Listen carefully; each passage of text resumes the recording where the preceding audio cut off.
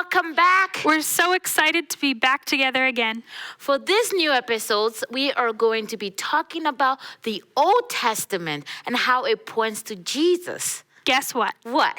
I heard that Hamilton is going to be taking us on trips to teach us more about our big God stories. Oh, that's really exciting. It is. But where do we meet Hamilton for him to take us on our trips? My phone is ringing. Hello? Hi, Hamilton. Oh, okay. Yeah. Okay, thank you. Bye.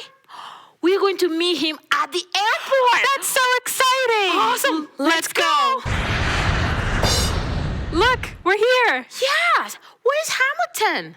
Oh, I think I see him over there. Oh, we should call him. Good idea. You ready? I'm ready. 1, 2, 3. Hamilton!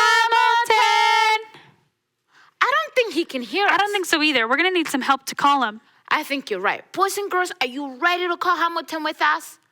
Ready? 1, 2, 3. Hamilton!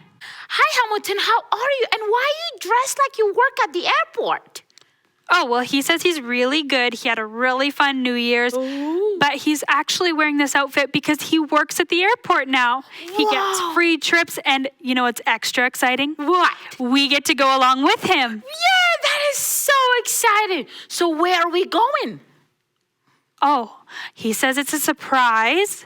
But let's get in the plane and see where it takes us. That sounds great. I love surprises. Wow, what a beautiful place this is. It looks like we landed in a garden. Yeah, where's Hamilton? Oh, I don't know.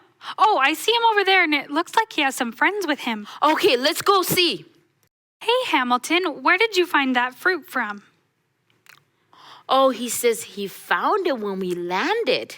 Oh. And his friend has a story to tell us about it. Oh, well, that's exciting.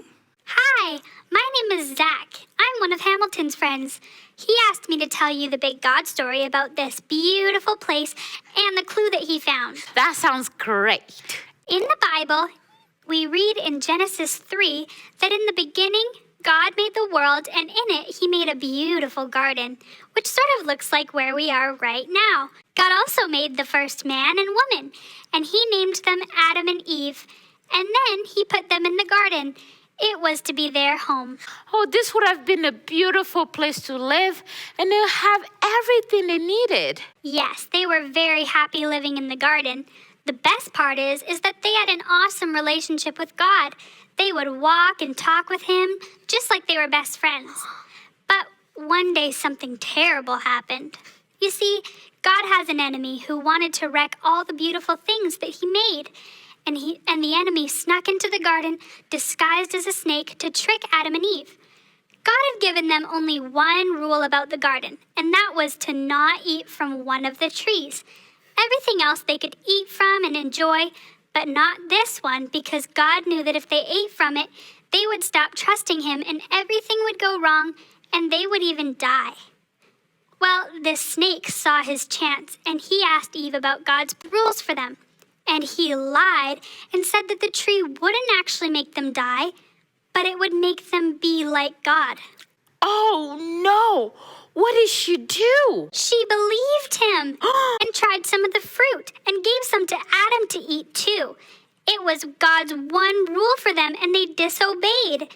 Disobeying is a sin. That was the very first sin in God's brand new world, and it changed everything. So that's why the fruit was a clue. It is what the enemy used to trick them. How did things change? Well, later as God came walking into the garden, instead of running to him as they usually did, they hid. They were fearful for the first time.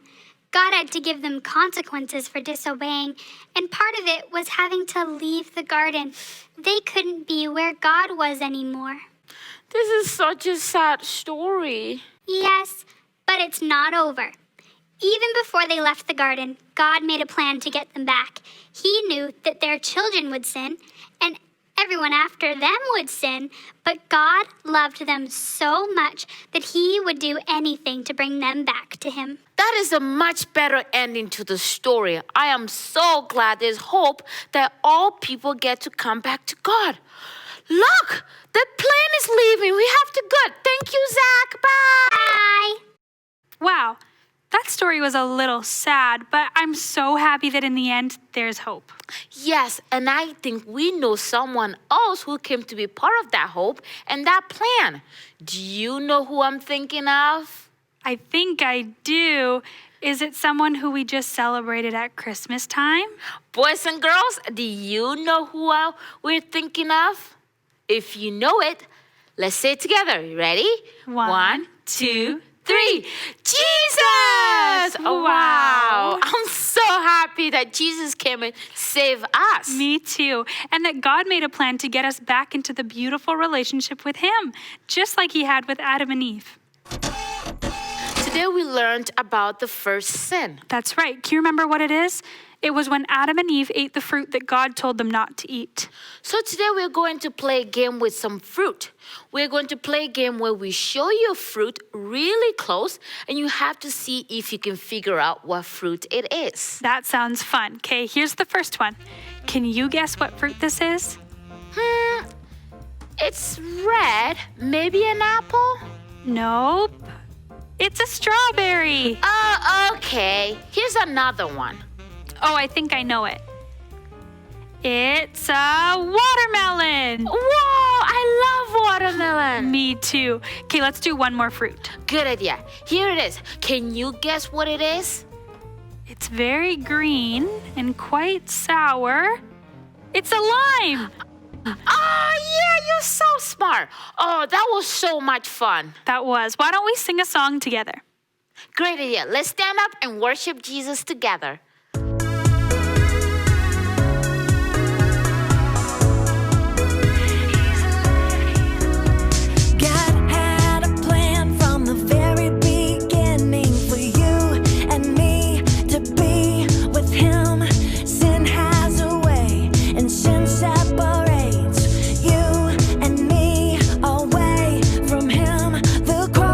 Is where his love poured out, but the story wasn't over.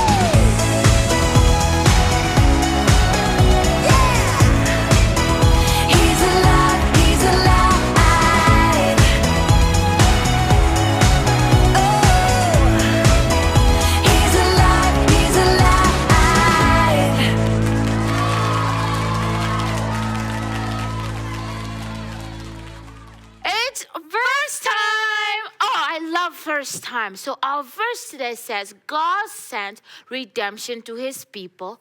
Holy, awesome is his name.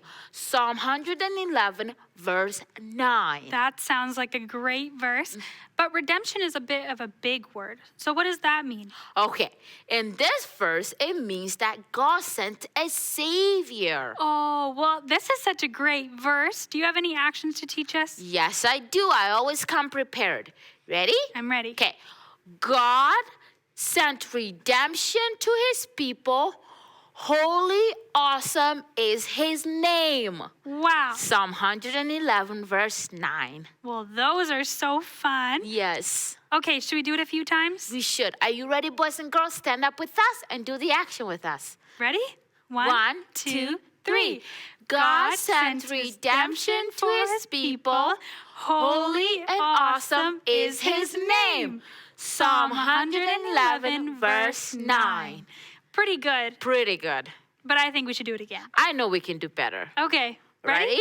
One, two, three. God sent redemption to his people. Holy, awesome is his name. Psalm 111, verse 9. I messed up a little bit at the end. Did you hear me? I did, but I ignore it. Should we try again? We should. Okay, ready? One, two, three. God sent redemption to his people. Holy and awesome is his name. Psalm 111, verse 9. Good job. You know one of my favorite things to do after the story and the verse? Is it craft time? Yes! I love craft time. All right, so before we get into craft time for this week, we want to show you some of the crafts that our friends sent to us over the holidays, and we want to show you pictures of them. Yes, here are a couple of crafts from Hazel and Henry and Anna. Those are awesome. So today we learned about what happened in the beginning and why God had to send Jesus to save us. In our resources, we have a coloring page of the garden for you to color to help you remember what we learned. So you can color in the garden and think about the beautiful place that God made. Thank you for joining us on our first trip with Hamilton this week. We have a lot more trips to go on and a lot more of Hamilton's friends to meet, and they're going to be telling us more of our big God stories. See you next time. Bye. There's an empty grave.